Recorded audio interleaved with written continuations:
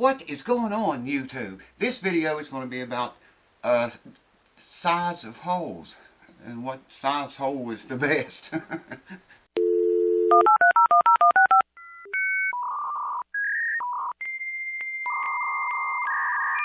Question's been coming up a lot here recently, and I figured I'd just make a video about it. Can I enlarge your sound hole in your acoustic guitar? That's the question. Well, yes, I can. Get a lot of messages on Facebook PMs about that. And there, I'm going to apologize again to you guys that sending me. There's no way. I'm going to have to hire me a accountant or someone to take care of just emails and PMs for me, I guess. Because, why, good Lord, man. There's no way I can respond to all of those. I'll do as many as I can, but anyways, I just wanted to mention that while I was thinking of it. Got a lot of questions asking me about enlarging the sound hole. Can I do it? Will I do it? Yes, I can and I will. But I don't recommend that. I would recommend you think about that very seriously. Here's a Dan Tominski Martin guitar that I enlarged the sound hole on in. If I get up here where you can see it, maybe. There you go. It's got a pickup Fishman Ellipse system in it. Now, what does it do when you enlarge the sound hole? Why would anyone do that? Well, the smaller hole that you have in your guitar, like this, is more like a standard size hole here. I think that's about 3 7/8 inches in diameter. And that's pretty much standard on all guitars. It might vary a little bit bigger. I don't think it'll go very much smaller. It might go a little bit smaller than that on some models. A littler sound hole like that, you have a lot more bassy response than you do with a big sound hole. Generally, you do. Now, occasionally you get a guitar like this one was. It's just got an overwhelming, booming bottom bass response. That's why I did this.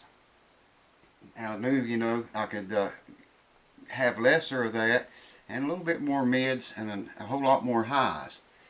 Now, you can vary that. I mean, if you go too big, of course, the guitar is really going to sound crappy, and you can't put that back. So, I would recommend knowing the size you want to enlarge to. Don't just cut the hole bigger. This is 4 1/2 inches. I think is what I cut this one out at. That's one of Tony Rice's guitars is cut out at that. And the other one, I forget what some of the others are. I think his old Martin's cut out at that same size. Anyway, by cutting that hole out like that, it's still got a lot of the bottom end, but and it's very loud, much louder with the hole cut out like that, but it kind of boosted the mids and the highs, like I say, up.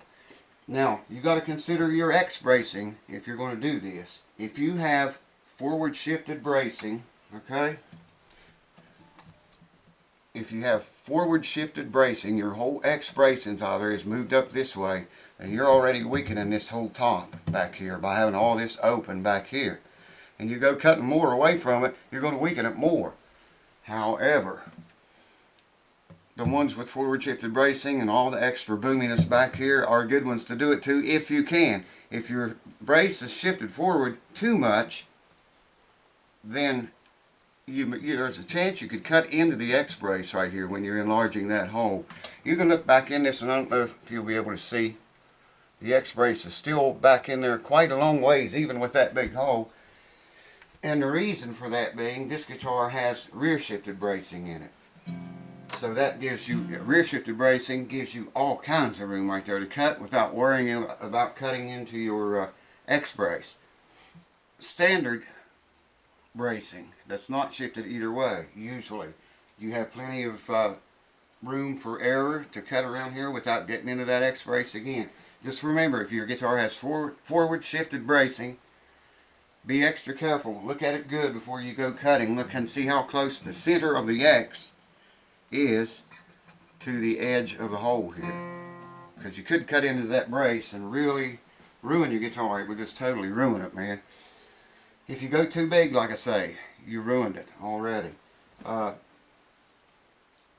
Littler holes, just remember, produce more of a bass response, usually. Big holes produce more of a mids, and it's like boosting your mids and your high end on your guitar up. you can take an old guitar that don't sound very good. I've been doing this, I don't know, I've probably cut a couple of hundred of those, enlarged them. I started like years ago on little cheap guitars, and I'd experiment, you know, I'd enlarge the whole wheel a little bit and record something, and cut it down a little bit bigger, record something else. And sit down and play all those back and listen to how it changed gradually. So then I started doing it on more expensive guitars. This is a very expensive guitar, Dan Tominski model, custom model, Martin. I was a little nervous when I did that one, I honestly can say. But it's nice. I did a good job. I took my time. You can take a lot of times an old cheap guitar, or even an expensive one that don't sound very good. Just you play a chord and it sounds kind of dead. Okay? Usually, cutting that hole a little bit bigger, you know, will boost those mids and highs up a little bit. It might be the very thing the guitar needs. Say this guitar here, it sounds really good the way it is. It's a Blue Ridge BR160, and it could stand to have a bigger hole in it. But I like the way it sounds, and I've already got 2 Martins with enlarged sound holes in them. I did both of them, and it helped both of mine. I can honestly say it did help them, but it don't help every guitar you do it to, and I don't recommend that you just start cutting your hole, reaming your hole out bigger on every guitar you got. Unless you know exactly what you're doing, don't do it. Or bring it, send it to me, I'll do it. I've done, you know, I'll do it if I think it's going to help the guitar. Some guitars it helps, some it hurts, some it ruins. But, you know, the old Martin that Tony Rice played, it belonged to Clarence White. No one seems to know who enlarged that sound hole, but it's been enlarged ever since.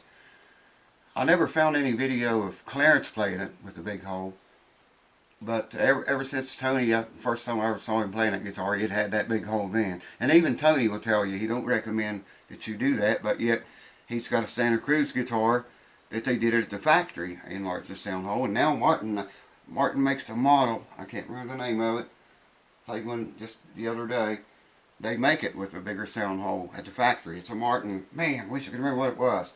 I played it, it was a roaring guitar. I almost bought it really, but I need another guitar like I need another hole in the head. So anyways, that's the rundown on enlarged sound holes. I'm going to get a thing, they make a thing, it's in a circle, and it's got little fins in it. Like I've seen plastic ones, I've seen metal or aluminum maybe.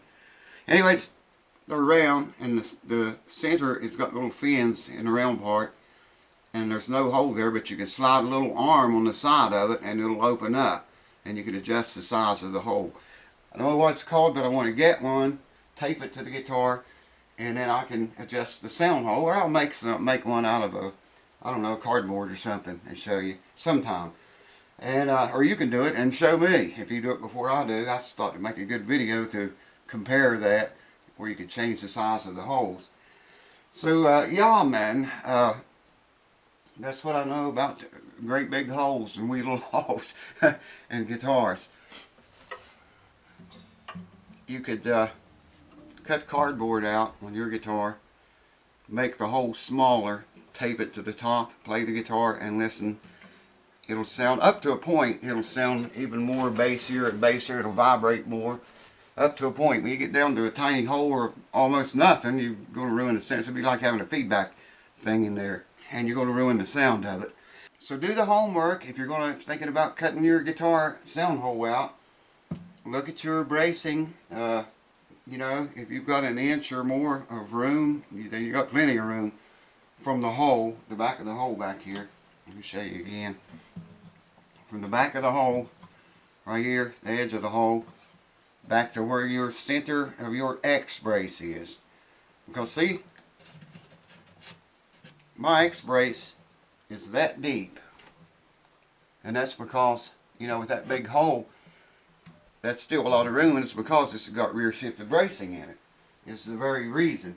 So do your homework, check your bracing, see where your X marks the spot, how much room you got from the back of your hole to the center or to even the edge of that brace. You do not want to cut into your X brace. That would be a real screw up, man. So there you go. Thanks for watching. Let me know. Send me your guitar. I'll enlarge your hole for you, and it'll look like it was done at the factory. Cheers. See you on the next one.